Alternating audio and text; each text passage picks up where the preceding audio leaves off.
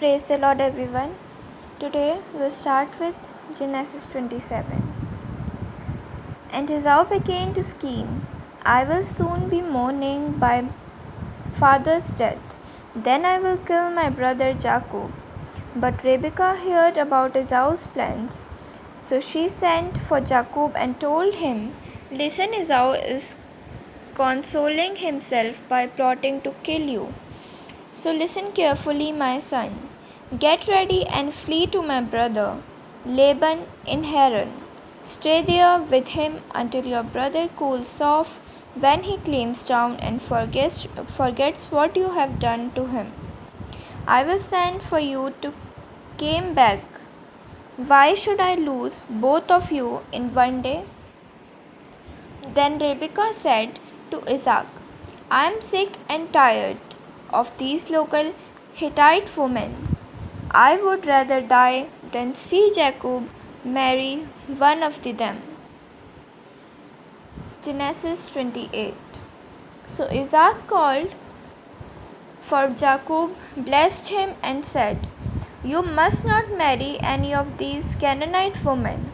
Instead, go at once to Paddan Aram to the house of your grandfather Bethuel and marry one of the uncle Laban's daughter.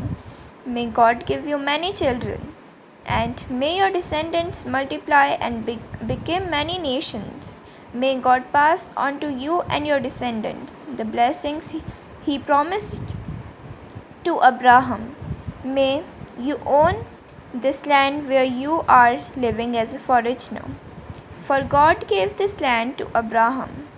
So Isaac sent Jacob away, and he went to Paddan Aram to stay with his uncle, his mother brother, the son of Bethuel the Aramean.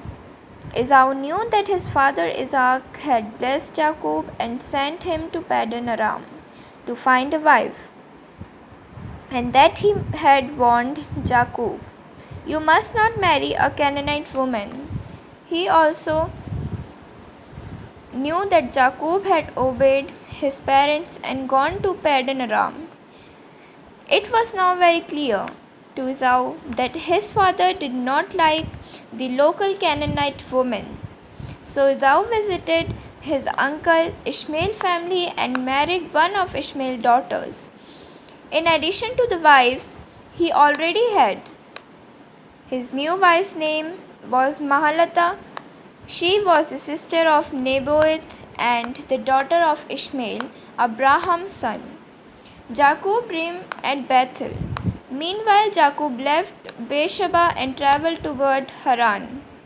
At sundown, he arrived at a good place to set up camp and stopped there for the night. Jacob found a stone to rest his head against and lay down to sleep.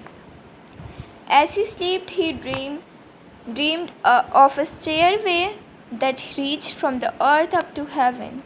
And he saw angels of God going up and down the stairway. At the top of the stairway stood a Lord. And he said, I am the Lord, the God of your grandfather Abraham, and the God of your father Isaac. The ground you are lying on belongs to you. I am giving it to you and your descendants. Your descendants will be as numerous as the dust of the earth. They will spread out in all directions, to the west and the east, to the north and the south. And all the families of the earth will be blessed through you and your descendants. What's more, I am with you, and I will protect you wherever you go. One day I will bring you back to this land. I will not leave you until I have finished giving you everything I have promised you. Then Jacob awoke his sleep and said, Surely the Lord is in this place, and I was not even aware of it. But he was also afraid and said, What an awesome place is this! Amen. God bless you all.